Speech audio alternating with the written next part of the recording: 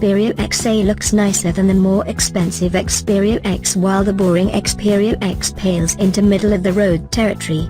The Xperia XA has a spark that differentiates it from most budget phones. It's the near edge-to-edge display that really catches the eye. It's nowhere near as pronounced as the Samsung Galaxy S7 Edge, but it's a design choice rarely seen in the lower end of the phone market. It looks good, but it also makes the phone feel very compact. It nestles easily in one hand and my thumb can move around the 5-inch display without too much stretching.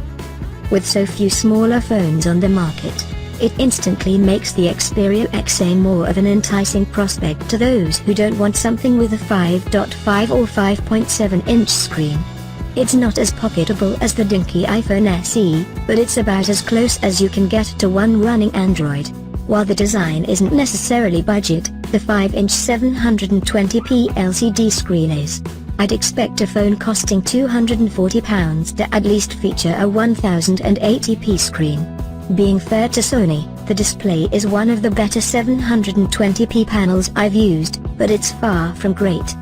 Instead of using silicon made by Qualcomm, a mainstay in a vast majority of Android phones, Sony uses immediate X CPU. To be more precise, it's the Helios P10 chipset that budget-focused brands like Elephone have been using. It's octa-core, LTE equipped and has a clock speed of 2.0 GHz. Alongside it sits 2 GB of RAM, respectable enough for a phone of this price, and a Mali T860 GPU. The 13MP sensor captures plenty of detail and there's a nice, accurate representation of colors. I was testing the camera out in particularly strong sunlight and this did on occasion result in some overexposed shots, especially when shooting landscapes. Selfies from the 8MP front-facing camera aren't noticeably better than those from a 5MP camera, but they're still likely to be good enough for most people. And skin tones come across accurately.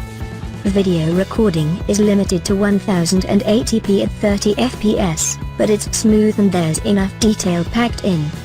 I'm not sure how Sony thinks people use its phones, but the brand's constant claims of 2-day battery life always fall way short in my testing.